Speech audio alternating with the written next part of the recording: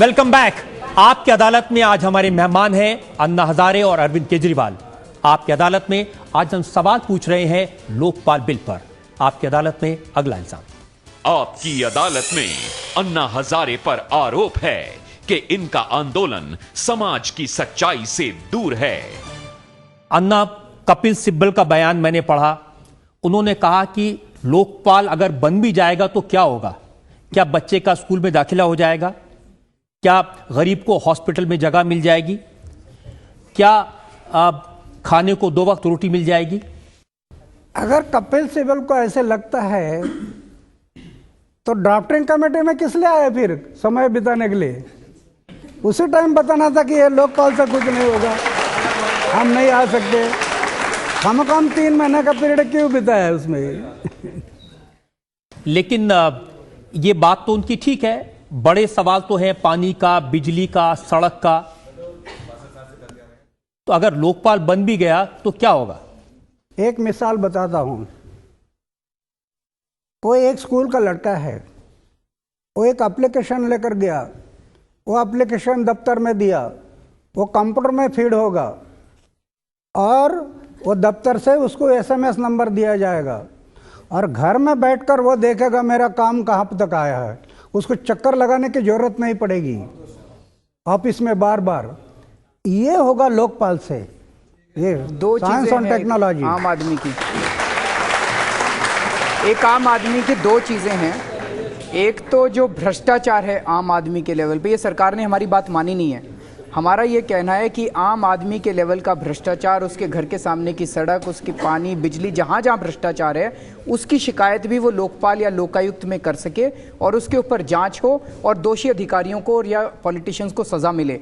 अगर सजा मिलने लगेगी तो नीचे एक डेटरेंट पैदा होगा। अगर सर्टेनिटी और स्विफ्टनेस ऑफ सजा होगी तो उनको डेटरेंट पैदा होगा। दूसरा, इसके अंदर एक प्रावधान है कि अगर आपसे रिश्वत मांगी जाती है, आप किसी दफ्तर में राशन कार्ड बनवाने जाते हैं, कोई काम करवाने जाते हैं, पासपोर्ट बनवाने जाते हैं, रिश्वत मांगी जाती है तो आपको कहा जाता है आप सबूत दीजिए। सबूत के बिना आपकी कार्रवाई नहीं की। सबूत क्या है आपके पास? आपके पास कोई सबूत नहीं है। तो इसके अंदर एक प्रावधान किया गया है कि सिटीजन्स चार्टर बनाया जाएगा हर डिपार्टमेंट द्वारा, जिसमें लिखा जाएगा कौन ऑफिसर कितने दिन में क्या काम करेगा। अगर वो ऑफिसर आपका उतने दिन में काम नहीं करता तो आप लोकपाल में शिकायत करेंगे, उसकी तनख्वाह कटेगी और उसके खिलाफ भ्रष्टाचार आपको प्रूव नहीं करना, एज्यूम कर लिया जाएगा, it will be deemed corruption कि उसने भ्रष्टाचार की उम्मीद में ये काम नहीं किया। तो एक आम आदमी के लेवल पर ये बातें, लेकिन सरकार मान नहीं रही है कुछ भी। अगर लोकपाल बिल जैसा आप चाहते हैं ऐसा बन गया, ऐसा लोकपाल समिति बन गई भ्रष्टाचार, तो देश से भ्रष्टाचार मिट जाएगा? हम चाहते हैं ऐसा नहीं।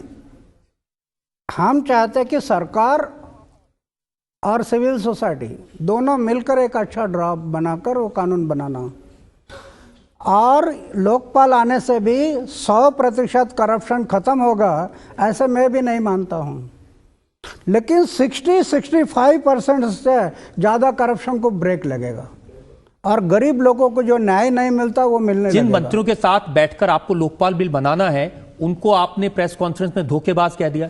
जब कमेटी बनी और लोकपाल बिल के बारे में सब राय ली और कानून बनाने के लिए सोचा, कानून बनाने के ये शुरू हो गया बैठक, और बाद में इन लोगों ने हमारे सिविल सोसाइटी के लोगों पर आरोप करना शुरू कर दिया। प्रशांत भूषण, शांति भूषण झूठी सीढ़ी बनाई। क्यों? ये सिविल सोसाइटी के लोग भाग जाए फर्स्टेड होकर। फिर हमारे जो हेगड़े साहब, जस्टिस हेगड़े उनके ऊपर आरोप लगाया कि वो भी फर्स्टेड, और वो भी फर्स्टेड हो गए थे। वो पूछने लगे तो मैं तो छोड़ देता। बोला बिल्कुल नहीं छोड़ना। क्यों छोड़ना? अरे ऐसे होते रहता है। मैं उनको बताया जिस पेड़ में फल होते ना उसी पेड़ पर लोग पत्थर मारते हैं। जो पेड़ ही वहां से उसके लिए कौन पत्थर मारेगा? तब वो रुक गया हेगड़े। फिर केजरीवाल हमारे ऊपर आरोप करना शुरू कर दिया, इनकी भी प्रॉपर्टी की जांच करो। कई ऑफिसर छोड़ दिए पीछे, इंक्वायरी करने के लिए हमारे गांव में गए, अन्ना की प्रॉपर्टी कहाँ है? अरे जिसने अपने जीवन में कहीं रखा ही नहीं, आपको क्या मिलेगा? तो मैं जो कहने जा रहा हूँ कि ये ऐसे बर्ताव जो शुरू कर दिया, इसके कारण मैं कहाँ के धोखेबाज है। आज अखबार में छपा है अन्ना कि आपके ट्रस्ट की जांच शुरू कर दी इनकम टैक्स डिपार्टमेंट ने। मैं तो तैयार हूं। मेरी ये पहली जांच नहीं है। 2 सरकारें गई हमारे आंदोलन के कारण महाराष्ट्र में, 2 सरकारें।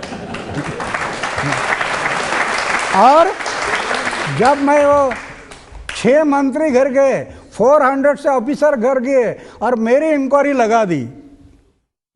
और इंक्वायरी में जब उन्होंने इंक्वायरी की, हमारे बाला साहब ठाकरे थे पहले, तो उन्होंने बोला अन्ना की प्रॉपर्टी चेक करो। मतलब छोड़ो, लेकिन आपके भी करो, कहाँ से आया इतना पैसा? तो मेरी जांच हो गई। जांच होने के बाद कुछ नहीं मिला। आखिर चीफ मिनिस्टर को लिख कर देना पड़ा कि अन्ना के पास कुछ नहीं मिला। तो ये पहली बार नहीं है, ये तो पहले से मेरी जांच होते रही। जिसके पास कुछ है नहीं तो क्या मिलेगा आपको? अन्ना जी ने बोला है कि सरकार अगर लोकपाल बिल नहीं लाती है तो 16 अगस्त से दोबारा से अनशन करेंगे। लेकिन सरकार में हमने भी देखा है कि सत्याग्रह करने वालों का क्या हाल हो रहा है। समाज और देश के भलाई के लिए ये तैयारी रखनी पड़ेगी, उससे डरना क्या है? नहीं, इसमें मेरा एक ये मानना है कि शायद बाबा रामदेव जी के साथ जो सलूक किया गया रामलीला मैदान में उस दिन रात को, और जो लोग पीसफुली शांतिपूर्वक वहाँ पे प्रोटेस्ट कर रहे थे, ऐसा लगता है इसके बाद सरकार का मनोबल बढ़ गया है कि कोई अगर आगे प्रोटेस्ट करेगा तो उसको कुचल दिया जाएगा। मुझे लगता है इस वक्त इसीलिए ये बहुत ज़रूरी है ऐसे युवा सामने आए जो अहिंसात्मक तरीके से, बिना कोई हिंसा किए, बिना कोई वापस वो किए, अपने ऊपर लाठी खाने के लिए तैयार हों, लहू लुहान हो जाए, लेकिन वापस हाथ ना उठाएं। अगरचे बाबा रामदेव ने लिखित में ना दिया होता कि हम इस टाइम इस धरने को खत्म कर देंगे, तो शायद गवर्नमेंट ऐसा नहीं करती। गवर्नमेंट ही जिम्मेदार नहीं है, बाबा रामदेव भी जिम्मेदार है कि उन्होंने ऐसा हम क्यों? उसके ऊपर नहीं जा रहे, हम इसके ऊपर नहीं जा रहे, हम केवल।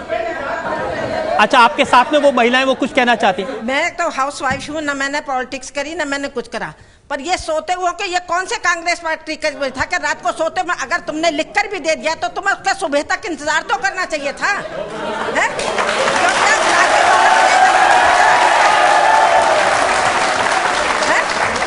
रात को 6 तारीख के लिए लिख करके दिया था, रात के 12 बजे चलाने की लाठीचार्ज कौन सी सरकार ने कही? मुझे ये समझ में नहीं आया। और सोते हुए हमको जगाना, अंग्रेजों के जमाने से हम थे, हम भी 75 साल के, हमने भी रात अंग्रेजों की लड़ाई देखी हैगी, हमने स्वतंत्रता के सेनानी में हम भी थे, हमारे फादर भी थे, हमारे पिताजी थे, सब थे, पर इस तरह से लाठीचार्ज अंग्रेजों ने भी नहीं किया सोतों पर चलाने के लिए, जो इसने कांग्रेस पार्टी ने 62 साल में क्या किया है। बराबर है। मैं तो स्टेटमेंट किया था कि रात को सोए हुए लोग, नींद में होते हुए महिलाएं, बच्चे, इनके ऊपर लाठी चलाना, ये तो लोकशाही का गला घोटने वाला काम है। लोकशाही का गला घोट दिया। एक मिनट, आप उनके सुन लीजिए बात। हाँ। तो ऐसा बर्ताव हमारे साथ हो तो हम बोलेंगे मारो, जब तक शरीर में प्राण है मारो, हम मार खाते रहेंगे। दूसरा क्या करना है? देश के भलाई के लिए करना है। अन्ना, एक और ब्रेक के लिए मुझे रुकना है और उसके बाद फिर हम एक और इल्जाम है। आपकी अदालत में आज हम मुकदमा चला रहे हैं अन्ना हजारे पर, अरविंद केजरीवाल पर, और हमारा विषय है लोकपाल बिल। बाकी का मुकदमा एक ब्रेक के बाद। ये सब नौजवान हैं जो न लोकपाल को समझते हैं न लोकतंत्र को समझते हैं। वो तो ऐसा नारा कहते हैं, ठंडा ठंडा cool cool, Anna Hazare wonderful.